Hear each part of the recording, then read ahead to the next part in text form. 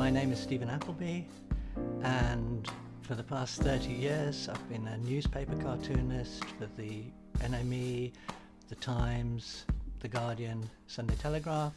I've stopped being a newspaper cartoonist now, but that's how I made a living.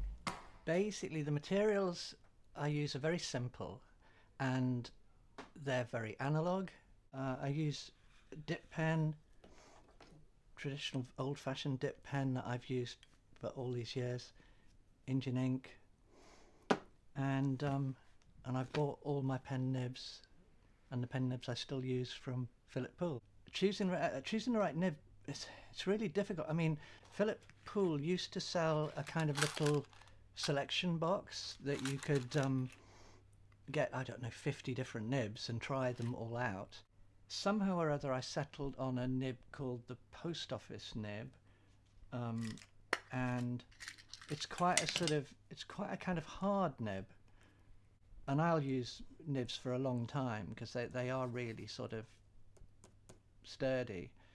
You can drop the pen and it'll stick in the floor, sort of poing, and then pull it out and it'll still draw,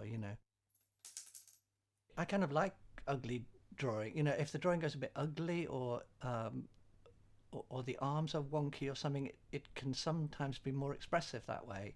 So I don't really mind if, well, this guy's arms are just completely bent and that bit's too long, and so the drawing's wrong, but it doesn't matter. It's sort of it's capturing something. A lot of pens and things will fade, but this ink will last hundreds of years and it won't fade.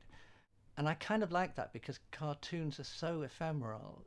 They appear in a newspaper or wherever, and then they're sort of thrown away. The thing about the Indian ink is it's going to probably outlast the paper, and I kind of like that about it.